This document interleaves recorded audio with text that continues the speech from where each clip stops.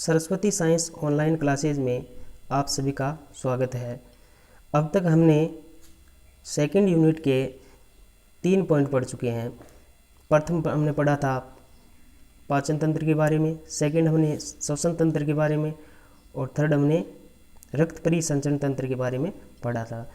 और आज हम पढ़ेंगे उत्सर्जन तंत्र के बारे में। क्या होता है उत्सर्जन? तो हमारे शरीर में जो उत्सर्जित पदार्थ होते हैं, अपशिष्ट पदार्थ बनते हैं, उनको बाहर निकालने की जो क्रिया है वो किस में आती है? उत्सर्जन में आती है। तो देखते हैं किस प्रकार उत्सर्जन का शरीर से निष्कासन किया जाता है। और यदि इन उत्सर्जित पदार्थों को शरीर से बाहर नहीं निकालेंगे तो हमारे शरीर में क्या है, अनेक प्रकार के रोग हो सकते हैं और अंत तक व्यक्ति की मृत्यु भी हो सकती है। तो देखते हैं इसमें कौन सा अंग कार्य करता है, कौन सा तंत्र कार्य करता है। तो उत्सर्जन तंत्र।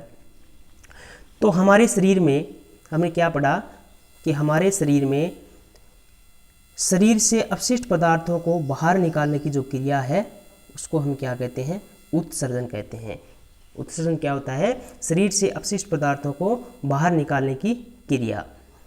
और जो अपशिष्ट पदार्थ है, हमारे शरीर में कौन से अपशिष्ट पदार्थ बनते हैं? तो हमारे शरीर के अंदर मुख्य रूप से 3 प्रकार के जो अपशिष्ट पदार्थ है वो बनते हैं।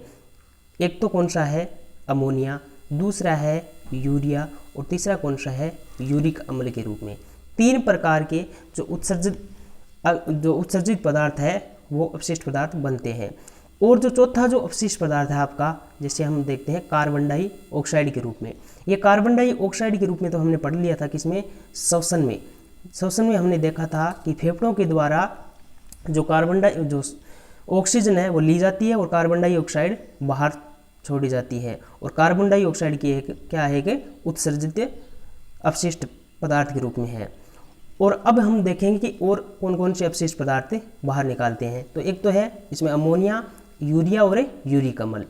अब इन अपशिष्ट पदार्थों के आधार पर जीवों में अलग अलग प्रकार के उत्सर्जित पदार्थ करते हैं। और है ये सभी जो तीनों है, ये तीनों किस में आते हैं? नाइट्रोजनी अपशिष्ट पदार्थ में आते हैं। किस में आते हैं ये? नाइट्रोजनी अपशिष्ट पदार्थ में, जो कि किसके द्वारा? उत्सर्जन तंत्र के द्वारा शरीर से बाहर निकाला जाता है। तो देखते हैं कि किन जीवों में किस प्रकार की क्रियाएं होती है।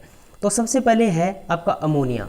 अमोनिया के रूप में जो भी जीव उत्सर्जित पदार्थ बाहर निकालते हैं तो उनको क्या बोला जाता है? अमोनियोत्सर्ग बोला जाता है। क्या बोला जाता है? अमोनियोत्सर्ग।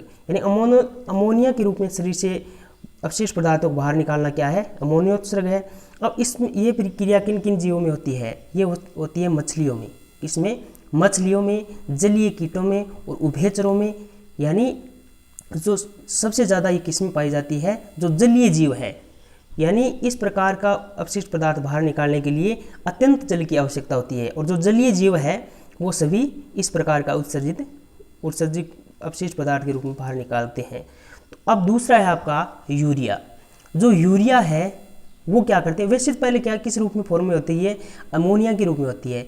और हमारे शरीर में जो यकृत है वो क्या करता है कि अमोनिया को यूरिया के रूप में बदल देता है। और फिर क्या करते हैं? यूरिया के रूप में जो अपशिष्ट पदार्थ बाहर निकाला जाता है उस क्रिया को हम बोलते हैं यूरिया उत्सर्जित या यूरियोटेलिक बोला जाता है इसको। ये इस प्रकार की क्रियाएं सामान्य जल में होती है। यानी जो जीव सामान्य जल में, यानी न तो उसमें अत्यधिक जल की आवश्यकता होती है और न ही अत्यंत कम, यानी बीच वाली जो स्थिति है वो किन जीवों में? जो यूरिया के रूप में उत्सर्जित पदार्थ बाहर निकालते हैं। जैसे इसमें कौन कौन से आते हैं? इसमें पहले क्रिया कौन सी होती है कि पहले तो होती है अमोनिया फॉर्म में, फिर ये यकृत होता है हमारे शरीर में, वो किस में बदल देता है? यूरिया में। अब जो ये क्रियाएं हैं वो स्तनधारी में पाई जाती है और समुद्री मछलियों में भी पाई जाती है। अब जो अंतिम है वो कौन सा आपका? यूरिक अम्ल के रूप में उत्सर्जित पदार्थ को बाहर निकालना। तो यूरिक अम्ल के रूप में उत्सर्जित पदार्थों को बाहर कौन निकालते हैं? उसको क्या बोला जाता है? उसको बोला जाता है यूरिकोटेलिक। क्या बोला जाता है उसको? यूरिकोटेलिक, यानी यूरिक अम्ल उत्सर्जी बोला जाता है। और इस प्रकार की जो अपशिष्ट पदार्थ बाहर निकालते हैं उसके लिए अत्यंत कम जल की आवश्यकता होती है। जो अत्यंत कम जल के साथ क्या करते हैं? पेस्ट या गोलिकाओं के रूप में अपशिष्ट पदार्थ को बाहर निकालते हैं। जैसे इसमें आते हैं हमारे जो पक्षी है, पक्षी वर्ग सभी इसमें आते हैं। सरीसृप यानी जो रेंगकर चलने वाले जो जीव है जैसे सर्प, ये सभी किसमें आते हैं, सरीसृप, ये सभी इसमें ही आते हैं। और कीट, इस प्रकार के जो जीव है वो यूरिक अम्ल के रूप में उत्सर्जित पदार्थ को बाहर निकालते हैं। ये आपके 3 प्रकार के हो गए, एक तो अमोनिया के रूप में, एक यूरिया के रूप में, और तीसरा कौन सा हो गया, यूरिक अम्ल के रूप में। अब हम देखते हैं मनुष्य में किस प्रकार की क्रियाएं पाई जाती है। तो हमने इसमें पढ़ा कि मनुष्य है वो यूरिया के रूप में नाइट्रोजनी अपशिष्ट पदार्थों को शरीर से बाहर निकालते हैं। तो देखते हैं कि मानव का जो उत्सर्जन तंत्र है वो किस प्रकार का होता है। जो मानव का उत्सर्जन तंत्र है वो क्या है कि तरल रूप में अपशिष्ट पदार्थ को शरीर से बाहर निकालता है, मानव उत्सर्जन है वो। अब इसमें जो मानव उत्सर्जन तंत्र के कितने भाग होते हैं, एक इसमें मुख्य रूप भूमिका निभाता है वो तो है वृक्क, यानी जिसको क्या बोलते हैं, किडनी बोला जाता है। ये होती है हमारे शरीर में 2 यानी एक जोड़ी के रूप में होती है, 2 होती है ये। और दूसरा कौन सा होता है, दूसरा होता है मूत्राशय। कौन सा, मूत्राशय, इसको ब्लैडर बोला जाता है। तीसरी होती है मूत्रवाहिनियाँ, ये भी कितनी होती है, संख्या में 2 होती है। और चौथा कौन सा होता है, मूत्र मार्ग। अब यानी ये सभी मिलकर उत्सर्जन तंत्र का निर्माण करते हैं। तो देखते हैं कि मनुष्य में किस प्रकार का उत्सर्जन तंत्र पाया जाता है। इस चित्र के माध्यम से पढ़ेंगे पहले। तो हमने क्या पढ़ा, हमने यह पढ़ा कि हमारे शरीर में 2 किडनी पाई जाती है, यानी जो उत्सर्जन तंत्र है उसमें कितनी किडनी है, 2 किडनी, यानी एक जोड़ी के रूप में। एक तो दाएं भाग में और दूसरी बाएं भाग में, 2 हो गई एक जोड़ी के रूप में। अब दूसरा आपने देखा कि क्या पाई जाती है, मूत्र वाहिनी। ये इस किडनी से मूत्र वाहिनियाँ जुड़ी होती है, दो ये होती है एक जोड़ी के रूप में, दोनों किडनी से जुड़ी होती है, ये लंबी जो नली है ये। इसके बाद में आगे का जो भाग है वो कौन सा बताया आपको, मूत्राशय। ये ब्लेडर, ये थैली जैसी संरचना है, ये क्या है आपका मूत्राशय। इसमें मूत्र क्या है, इकट्ठा होता है और उसके बाद में आगे बाहर निकाल दिया जाता है। और अंत का जो है वो कौन सा आपका, मूत्र मार्ग, इसके द्वारा मूत्र को बाहर निकाला जाता है। अब हम देखते हैं विस्तार से कि किस प्रकार की क्रियाएं हमारे शरीर में होती है। तो सबसे पहले हम पढ़ेंगे किडनी के रूप में, यानी किडनी है वो हमारा सबसे मुख्य जो मेन उत्सर्जी अंग है वो है किडनी। किडनी की संख्या हमारे शरीर में कितनी होती है, 2 होती है एक जोड़ी के रूप में। यदि किसी व्यक्ति का एक किडनी खराब हो जाए तो काम तो एक से चल सकता है, वो तो हमारे शरीर में कितनी होती है, 2 होती है। अब देखते हैं मुख्य उत्सर्जी अंग के रूप में होती है आपकी जो किडनी है, वृक्क है, वो एक जोड़ी के रूप में होती है। और 70 से 80% तक हमारे शरीर का जो तरल रूप में अपशिष्ट पदार्थ है वो कौन बदलता है, वृक्क है, किडनी बदलता है। अब ये किस आकार की होती है, जो सेम के बीज होते हैं, किसके बीज होते हैं, सेम के बीज होते हैं, उसकी आकृति की गहरे भूरे रंग की होती है।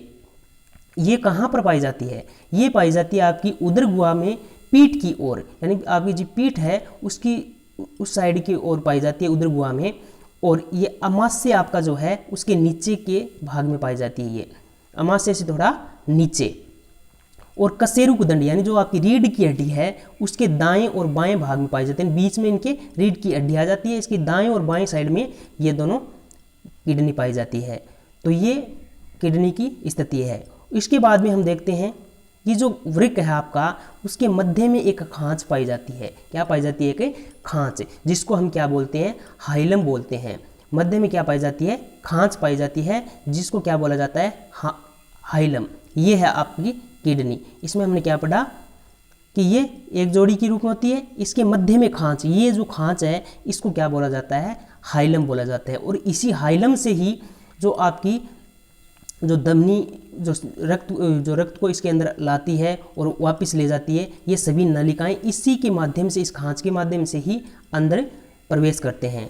उसके बाद में क्या है, उसके बाद में हम देख रहे हैं कि ये जो आपका जो किडनी है उसके कितने भाग होते हैं, इसमें 2 भाग पाए जाते हैं। कितने भाग होते हैं किडनी के, 2 भाग। एक तो कौन सा होता है, एक तो आपका होता है व्लैकुट, जिसको क्या बोला जाता है, कोर्टेक्स, जो तो बाहरी भाग होता है। ये तो कौन सा भाग होता है, बाहरी भाग, जिसको कोर्टेक्स बोला जाता है, व्लैकुट। दूसरा आपका है मध्यांश, यानी किडनी का दूसरा भाग कौन सा है, मध्यांश, जिसको मेडुला बोला जाता है। और ये कौन सा होता है, भीतरी भाग। भीतरी भाग को तो मेडुला या मध्यांश, और बाहरी भाग को हम क्या बोलेंगे, कोर्टेक्स बोलेंगे। अब जो प्रत्येक, ये आपकी जो संरचना है इसमें क्या है कि नेफ्रॉन पाए जाते हैं किडनी के अंदर। क्या पाए जाते हैं, नेफ्रॉन। क्या होता है नेफ्रॉन, नेफ्रॉन के अलग से प्रश्न पूछ लिया जाता है कि प्रत्येक, क्या होता है नेफ्रॉन, कि प्रत्येक वर्ग में लाखों उत्सर्जन इकाइयां पाई जाती है। यानी वर्ग के अंदर, किडनी के अंदर लाखों उत्सर्जन इकाइयों के रूप में छोटी छोटी इकाइयां पाई जाती है, उसको हम क्या बोलते हैं, नेफ्रॉन या वृकाणु बोलते हैं। यानी लाखों की संख्या पाई जाती है, एक किडनी में लाखों की संख्या में पाई जाती है, इसको क्या बोला जाता है, नेफ्रॉन बोला जाता है। अब नेफ्रॉन है, इसके भी कितने भाग होते हैं, 2 भाग होते हैं। 2 भाग कौन कौन से, एक तो हो गया वोमेन संपुट, दूसरा होता है वृक्क नलिका। अब जो किडनी के अंदर जो उत्सर्जन अपशिष्ट पदार्थों के रूप में बदलने का कार्य है, इस नेफ्रॉन का यह मुख्य रूप से, किसका है, नेफ्रॉन का। इसके 2 भाग है, वोमेन संपुट और एक दूसरी वृक्क नलिका। अब वोमेन संपुट है, इसकी संरचना देखते हैं। जो नेफ्रॉन के ऊपरी भाग में कप के आकार की जो थैली के रूप में जो संरचना है, इसको चित्र के माध्यम से भी देखेंगे हम किस प्रकार होती है। तो नेफ्रॉन का जो ऊपरी भाग है, पहला भाग प्रथम, उसमें कप के आकार की थैली जैसी संरचना है, उसी को हम क्या बोलते हैं, वोमेन संपुट। उसमें क्या होता है कि शाखा अभिवाही धमनी, क्या लगी होती है, शाखा अभिवाही धमनी की कोशिकाओं का एक गुच्छा होता है। यानी इस जो वोमेन संपुट है, इसमें शाखा अभिवाही धमनी की कोशिकाओं का एक गुच्छा होता है, जिसको हम, वो गुच्छा है वो किसका निर्माण करता है, ग्लेमेरुल्स बोला जाता है इसको। यानी वोमेन संपुट के अंदर शाखा अभिवाही धमनी एक केशिकाओं के गुच्छे के रूप में संरचना बनाती है, इसी को हम क्या बोलते हैं, ग्लेमेरुलस। अब देखते हैं कि ग्लेमेरुलस है, इसका कार्य क्या है। आपका जो ये ग्लेमेरुलस है, शाखा अभिवाही धमनियों के द्वारा बनाया हुआ, धमनियों की जो केशिकाएं है उसके द्वारा बनाया हुआ है गुच्छे के रूप में संरचना। ये जो ग्लेमेरुल्स है, ये क्या करते हैं कि अपशिष्ट पदार्थ है, अपशिष्ट पदार्थ युक्त जो रक्त होता है वो क्या करता है, वृक्क धमनी से जुड़ा होता है ये, और अपशिष्ट पदार्थ युक्त जो रक्त है वो लाता है इसके अंदर, किडनी के अंदर लाता है ये, जिसका एक सिरा तो क्या जुड़ा होता है, एक सिरा तो आपका जो जुड़ा होता है इसका वृक्क धमनी के द्वारा जुड़ा होता है, जिसके द्वारा तो वो गंदा जल जो रक्त है वो लाता है अंदर, और दूसरा सिरा इसका जुड़ा होता है दूसरा सिराओं के द्वारा, जो कौन सा है, जो स्वच्छ जो रक्त है वो अंदर लाता है। सॉरी, इसमें क्या होता है कि जो धमनी है वो तो क्या करती है, वृक्क धमनी तो क्या करती है अपशिष्ट पदार्थ रक्त है वो लाती है अंदर, और जो शिरा है वो क्या करती है, स्वच्छ जो रक्त है वो बाहर लाती है। यानी जब इसमें अपशिष्ट पदार्थ के रूप में बदल दिया गया तो वापस शरीर के अंदर भेजने का कार्य किसका है, रक्त जो शिराएं हैं वो लाती है वर्ग से बाहर। तो ये ग्लेमेरुलस में क्या हुआ कि इसमें अपशिष्ट पदार्थ युक्त गंदा जो रक्त है वो एक सिरा तो उससे जुड़ा होता है, और दूसरा किससे जुड़ा होता है, जो शुद्ध रक्त है जो अपशिष्ट पदार्थ के रूप में बाहर जो अपशिष्ट पदार्थ इसे अलग कर लिए जाते हैं, उसे बाहर निकालने का कार्य होता है इसका दूसरा सिरे का। अब देखते हैं दूसरा जो भाग है वो कौन सा है, इसका वृक्क नलिका। दूसरा भाग किसका, नेफ्रॉन का जो दूसरा भाग है वो है वृक्क नलिका। वृक्क नलिका है वो किससे जुड़ी होती है, वोमेन संपुट के एक भाग से जुड़ी होती है, और दूसरा भाग इसका किससे जुड़ा होता है, दूसरा हिस्सा मूत्र एकत्रित करने वाली जो नलिका है उससे जुड़ा होता है। अब इसके 3 भाग है, किसके, वृक्क नलिका के। प्रथम भाग को क्या बोला जाता है, समीपस्थ कुंडलित नलिका बोला जाता है। दूसरे को क्या बोला जाता है, एक नलिका सी होती है, नली के रूप में होती है, उसको हेनले लूप बोला जाता है, और ये यू के आकार की होती है नली सी। अंतिम भाग है वो किससे जुड़ा होता है, अंतिम भाग है उसको बोला जाता है दूरस्थ कुंडलित नलिका।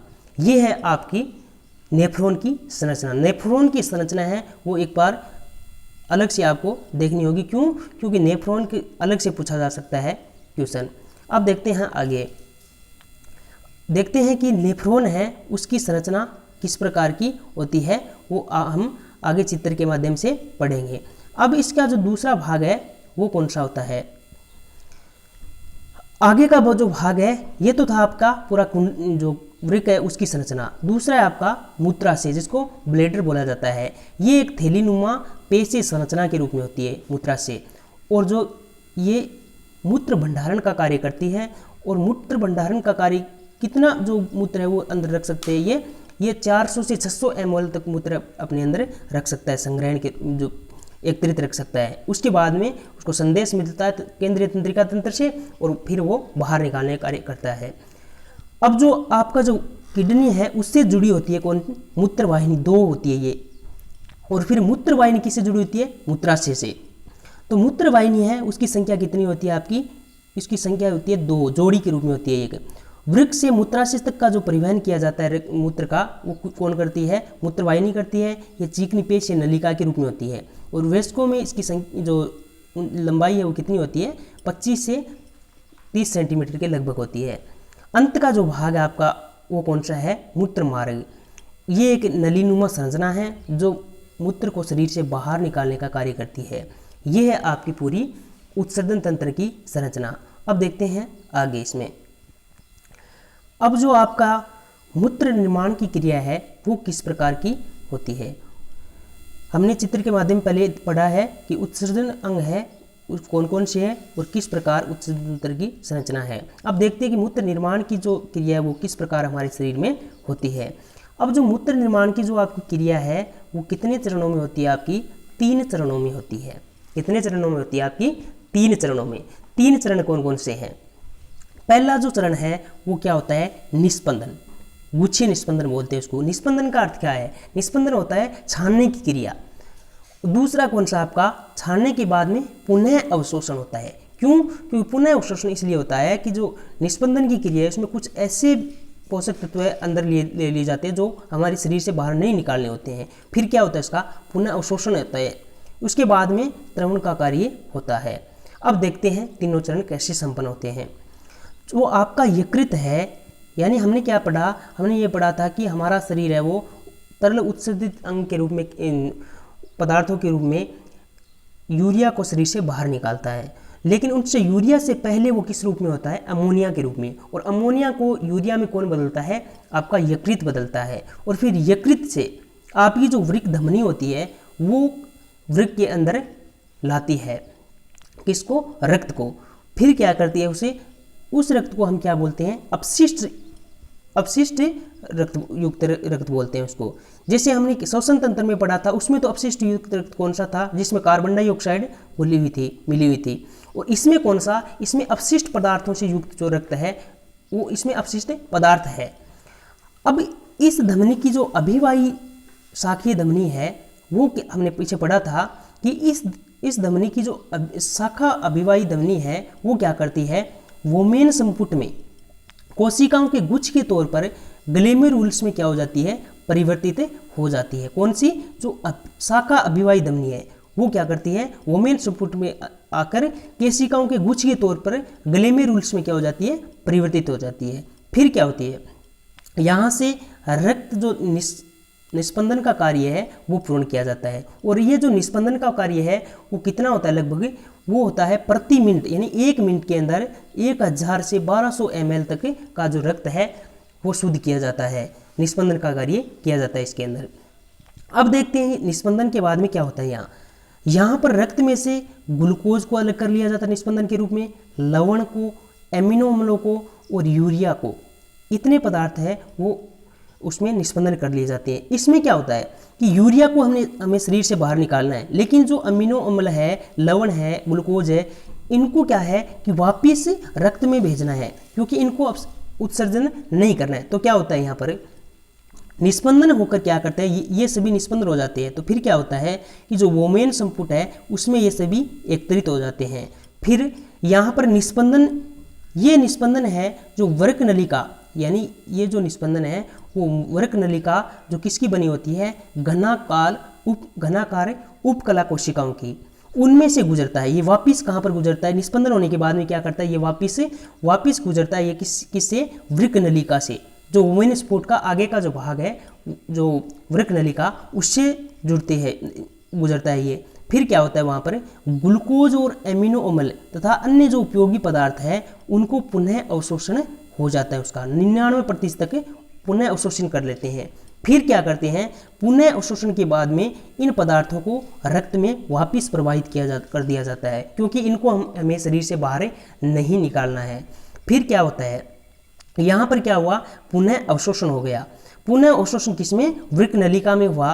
उसके बाद में हम देखते हैं क्या करते हैं, पुनः अवशोषण के बाद में क्या होता है, पुनः अवशोषण के बाद में जो बचा हुआ जो अपशिष्ट पदार्थ है यूरिया के रूप में, वो वृक्क नलिका में से मूत्र का निर्माण करता है। यहाँ पर क्या, वृक्क नलिका के अंदर किसका निर्माण होगा, फिर मूत्र का। यहाँ पर क्या करते हैं कि जो हमें शरीर को आवश्यक है पदार्थ है उसको तो वापिस से रक्त में भेज दिया जाता है, और जो बचा हुआ यूरिया और अन्य अपशिष्ट पदार्थ है उनके द्वारा मूत्र का निर्माण कर लिया जाता है। फिर क्या होता है, यहाँ पर देखते हैं कि आगे की क्रिया कैसे होती है। यहाँ पर जो नेफ्रॉन, यहाँ ये सभी किसके अंग है, नेफ्रॉन की है, और नेफ्रॉन में ये सभी क्रिया हो जाती है। और फिर क्या करते हैं, आगे संग्रहण नलिका में भेज दिया जाता है नेफ्रॉन से मूत्र को। फिर इस संग्रहण नलिकाओं के द्वारा आगे मूत्र नली में इस मूत्र को भेज दिया जाता है। और जो 2 प्रकार की जो मूत्र नली है वो आगे जाकर किसमें खुल जाती है, आगे जाकर किसमें जाती है, ये मूत्राशय में। यहाँ मूत्र नली से मूत्राशय में मूत्र एकत्रित हो गया। और फिर क्या होता है मूत्राशय में, मूत्राशय में क्या होता है कि ये मूत्र इकट्ठा होता है, और मूत्र इकट्ठा होने के बाद में केंद्रीय तंत्रिका तंत्र से एक संदेश मिलता है, इसको ऐच्छिक संदेश बोलते हैं इसको। और वो ऐच्छिक संदेश मिलता है, मिलते ही क्या करता है कि मूत्राशय की पेशियां हैं उसमें संकुचन होता है, और मूत्र को क्या कर दिया जाता है, उत्सर्जन कर दिया जाता है। किसके माध्यम से, जो आपका मूत्र मार्ग है उसके माध्यम से। अब जो मूत्र संपन्न करने वाली जो तंत्रिका है उसको क्या बोलते हैं, मूत्र प्रतिवर्ती बोलते हैं। यानी मूत्र संपन्न करने वाली जो तंत्रिका है उसको क्या बोला जाता है, मूत्र प्रतिवर्ती। ये आपकी थी मूत्र को उत्सर्जित करने यानी अपशिष्ट पदार्थों को यूरिया के रूप में बाहर निकालने की क्रियाएं। इस प्रकार हमने देखा। तो अब देखते हैं इसमें हम थोड़ा सा चित्र के माध्यम से समझ लेते हैं। ये जो हमने क्या पढ़ा था, हमने ये पढ़ा कि जो आपका वृक्क है उसमें हमने पढ़ा वोमेन संपुट, और ये जो यहाँ तक का जो भाग है ये क्या कहलाता है आपका, ये संरचना है पुपीनुमा संरचना, ये होती है आपकी वोमेन संपुट। और इसमें जो ये संरचना पाई जाती है ये क्या है आपकी ग्लेमेरुलस। यहाँ से मूत्र क्या करते हैं, मूत्र की जो पूरी जो क्रिया है निस्पंदन की क्रिया, ये यहाँ संपन्न होती है इस वोमेन संपुट के अंदर। फिर क्या होती है, वोमेन संपुट क्या करता है, आगे इस जो वृक्क नलिका, ये जो वृक्क नलिका है यहाँ तक का भाग, यहाँ तक का जो भाग है वृक्क नलिका, इसमें भेज दिया जाता है मूत्र को। और यहाँ पर क्या होता है, वापिस से पुनः अवशोषण का कार्य होता है इसमें। और फिर क्या होता है, इसके द्वारा ये हेनले लूप वाली जो आपने संरचना पढ़ी ये होती है हेनले लूप।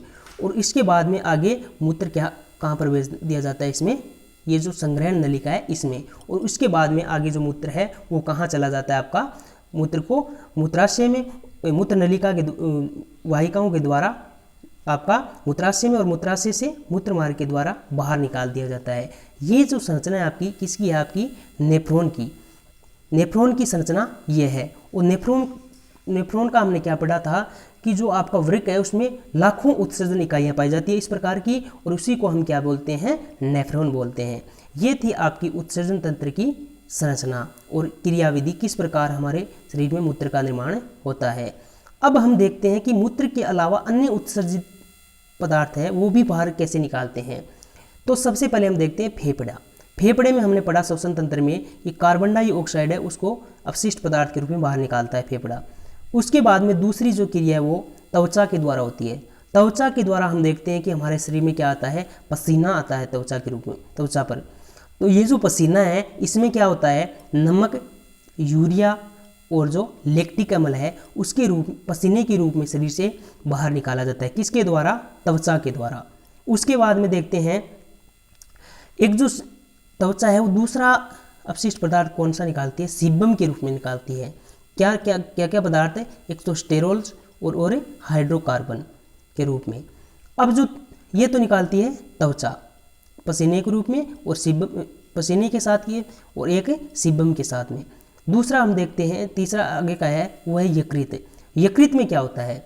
यकृत क्या करता है, आपके शरीर में बिलिरुबिन और बिलिरुबिन है। बिलिरुबिन को किसमें, बिलिरुबिन हो गया एक हो गया बिलिवर्डिन और विटामिन स्टेरॉइड, इन सभी को आपका जो ठोस रूप में मल बाहर निकालते हैं उसके साथ शरीर से बाहर निकालते हैं। इसीलिए जो आपका जो मल है, अपशिष्ट पदार्थ है, उसमें गंध और जो उसका रंग है वो इसी के कारण होता है। ये क्रिया कौन करता है? यकृत। तो हमने पूरा उत्सर्जन तंत्र के बारे में पढ़ा। यदि आपको इसमें से कोई भी पॉइंट नहीं समझ में आए तो आप दोबारा कमेंट करके पूछ सकते हो। अब यदि आपको ये पार्ट समझ में आया है तो आप लाइक और शेयर ज़रूर कीजिए, सब्सक्राइब भी कीजिए।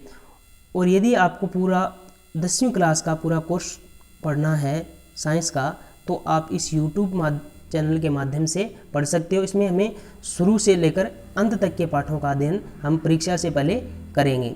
और यदि आपको नोट्स की आवश्यकता है तो इस टेलीग्राम चैनल के माध्यम से आप प्राप्त कर सकते हो। थैंक यू, धन्यवाद।